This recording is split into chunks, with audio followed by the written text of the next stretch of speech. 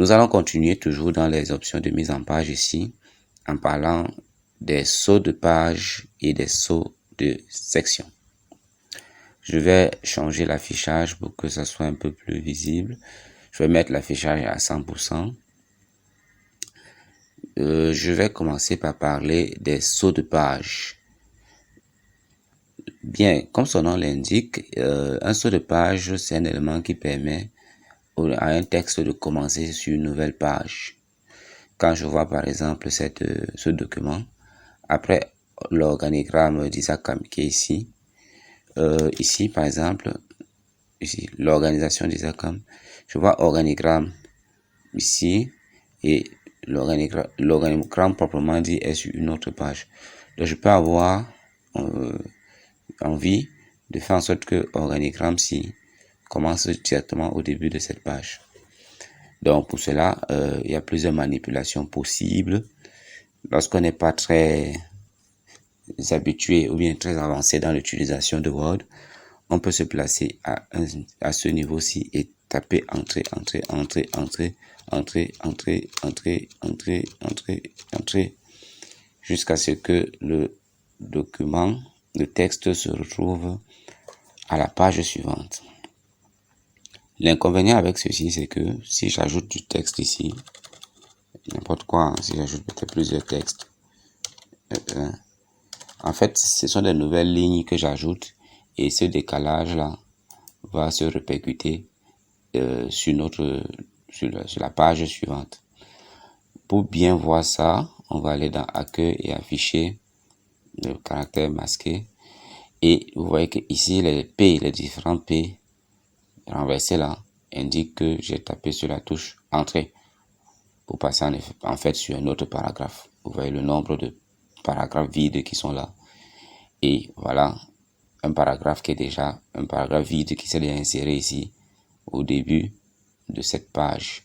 Si j'ajoute un nouveau texte, par exemple, des nouvelles lignes là, le nombre de, ça se répercute quoi. Et organigramme, Isaac ne commence plus vraiment au début de notre page.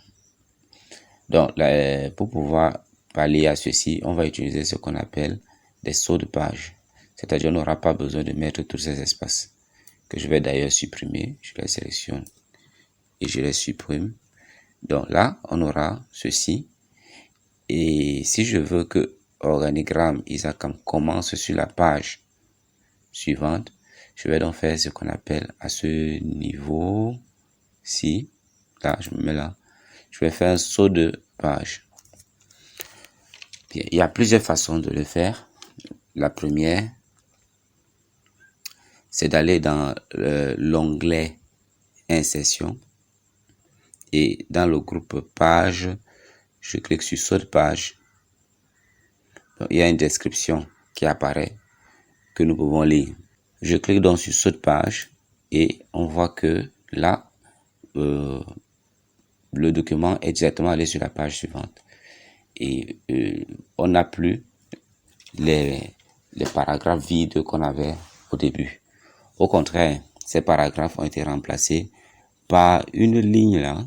Peut-être je vais agrandir un peu. Voilà.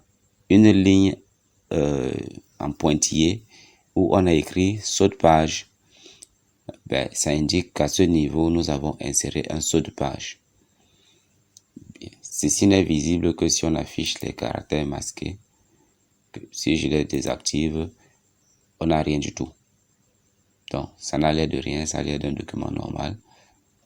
Mais pour voir exactement ce qu'on a fait, est-ce que on a mis des paragraphes vides en tapant sur entrée, entrée, entrée, ou est-ce que on a inséré un saut de page, il suffit d'afficher mes caractères masqués et je vois exactement ce qui s'est passé. Bien, donc voilà ce qu'on appelle un saut de page. Bien, cette méthode quand même, si je veux à tout prix que cet organigramme-ci, ce texte-ci apparaisse toujours en début de page, cette méthode n'est pas suffisante et on verra pourquoi. Mais avant ça, je vais présenter notre façon d'insérer un saut de page. Et pour supprimer le saut de page d'abord, je sélectionne ces pointillés et je les supprime. Et le saut de page disparaît. Bien, une autre façon donc d'introduire un saut de page, c'est d'aller dans l'onglet disposition et dans le groupe mise en page, nous avons ici saut de page. Et là, ce bouton-ci, cette flèche, si je clique dessus, nous avons toutes ces options qui apparaissent où on a saut de page et on voit les différents types de saut de page que nous pouvons avoir dans un document. Bon, je vous invite à lire chaque type pour pouvoir comprendre à quoi ça renvoie. Au long du cours, on va les utiliser progressivement. Donc là, on a des sauts de page, mais également aussi, on a des sauts de section que nous allons également aborder. Donc là, je clique sur saut de page et mon saut de page apparaît et on a toujours les mêmes indications. Ok, donc mon texte commence là, au début d'une page. J'ai fait un saut de page. Imaginez un peu que je me place ici et que j'ajoute des éléments. Donc juste avant le saut de page, vous voyez que le saut de page descend avec plus j'écris, plus le saut de page descend. Et mon texte reste toujours là au début de la page. Ok. Maintenant, si je me place après le saut de page et que j'écris, vous voyez bien que le texte que j'écris après le saut de page, évidemment, commence au début de la page qui suit et mon organigramme ici n'est plus en début de page comme voulu. Bon, si on veut à tout prix que, quel que soit ce que j'ajoute là, ici, avant organigramme ISACAM, quel que soit ce que j'ajoute, il faut que organigramme ISACAM commence toujours en début de phrase. Il y a une autre façon de le faire. Donc, je vais supprimer mon saut de page.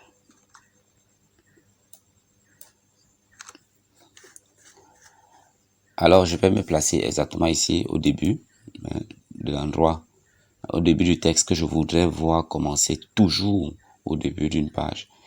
Et je vais lancer la boîte de dialogue paragraphe qui est accessible via l'onglet disposition groupe paragraphe ou encore via l'onglet accueil groupe paragraphe. Et lorsque je lance ma boîte de dialogue ici, je vais dans l'onglet enchaînement. Et à ce niveau-ci, il y a plusieurs options que je vous invite à lire et à explorer. Mais celle qui m'intéresse c'est ceci, saut de page avant. Et quand je clique, monsieur, OK, là, le texte est immédiatement renvoyé au début de la page qui suit. Bien, il n'y a pas véritablement un saut de page qui est un saut de page manuel qui est inséré. Donc, je peux dire que ça, c'est un saut de page automatique. Et là, si je saisis du texte,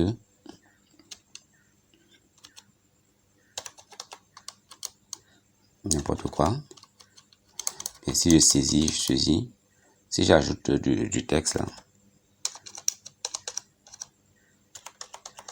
tant que je reste sur ma page et que je ne vienne pas sur cette page-ci, le document commencera toujours au début de la page. Mais une fois j'entre dans cette page, que mon texte qui est ici est immédiatement renvoyé sur la page qui suit. Donc ça, c'est une option qui permet de faire en sorte qu'un texte commence toujours au début d'une page. Mais on peut la désactiver. On peut désactiver cette option en revenant sur... on se place toujours à l'endroit où cette option avait été introduite là. Pour moi, c'était au début de organigramme ISACAM. Je vais dans paragraphe là et je désactive saut de page avant et le document peut revenir se placer ici à la continuité du texte qui vient avant lui.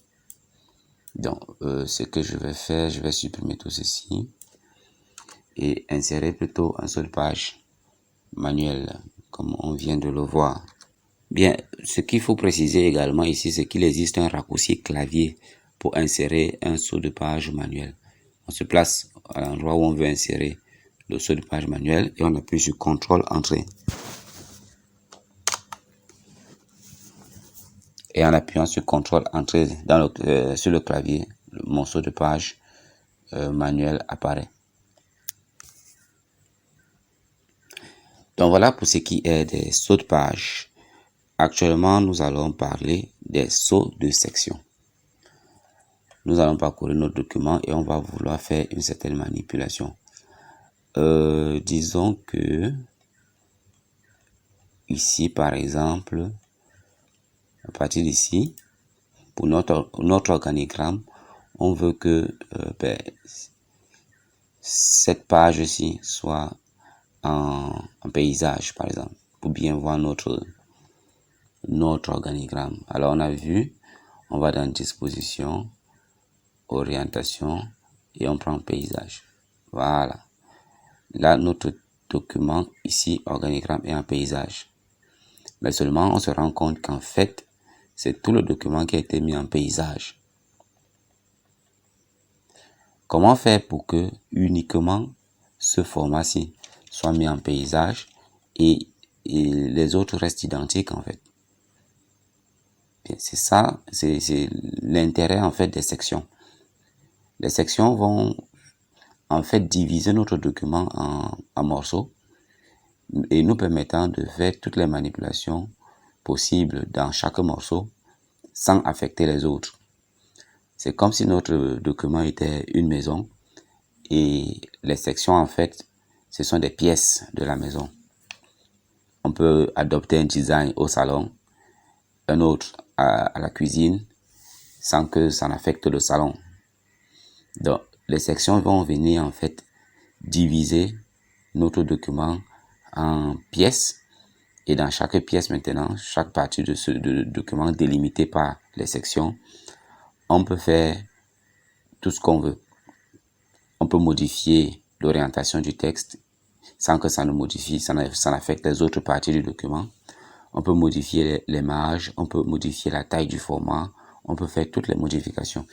On peut modifier les en-têtes et pieds de page que nous verrons plus loin sans que ça n'affecte les autres parties du document.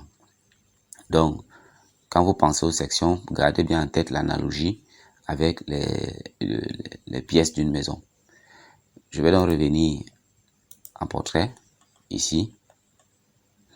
Et comme je veux, à partir de ce niveau-ci, organigramme, avoir une orientation différente, je vais insérer à ce niveau une section. Je vais donc dans disposition, mise en page, saut de page, et ici on a saut de section. On a donc plusieurs sauts de section. Nous avons saut de section page suivante qui va insérer un saut de section et démarrer la nouvelle section à la page suivante. Là aussi, on a saut de section continu qui va insérer un saut de section et démarrer la nouvelle section sur la même page. Nous avons des illustrations ici. Et les autres que je vous invite aussi à parcourir. Ok, donc si ici par exemple, j'enlève mon saut de page manuel, donc j'ai là mon organigramme qui commence ici. Si je veux insérer une section à ce niveau, un saut de section à ce niveau et commencer ce texte-ci dans la page suivante, je vais venir là et au niveau des sections, sélectionner page suivante, section page suivante. Et en cliquant dessus, il y a un saut de section qui s'est inséré, qu'on peut d'ailleurs voir ici, parce que nous avons affiché des caractères masqués. Si je supprime l'affichage, on ne les voit pas, mais si je mets l'affichage, on voit bien qu'on a un saut de section qui est matérialisé par deux traits discontinus et avec le type de saut de section utilisé. Là, nous avons le saut de section page suivante. Et directement, on a donc un saut de section ici et la section qui suit commence au niveau de la page suivante. On peut maintenant modifier l'orientation de notre texte. Nous allons partir dans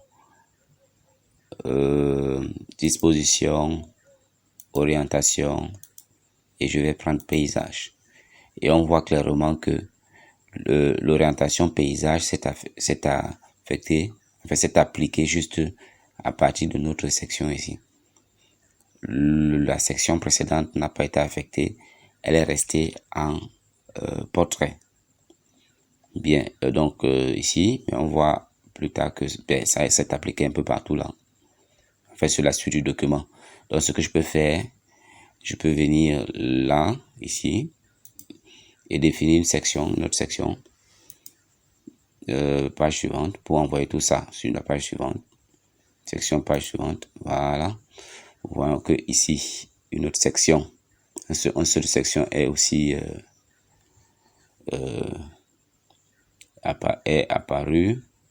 Et ça me permet désormais de ramener la suite ici, la nouvelle section ici, en portrait.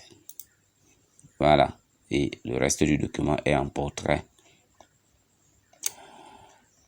Et là, je n'ai mis que la partie désirée en paysage, celle-ci. Donc, globalement, mon document se compose déjà de 3 sections. Ici, on a la première section qui s'arrête là, puisqu'on a une seule section. On a la deuxième section ici qui s'arrête là. On a une seule section et la troisième section qui continue. Donc voilà à peu près, voilà comment on définit une section et à quoi ça sert. On a donc plusieurs types de sections qu'on a vues et que je vous invite à explorer.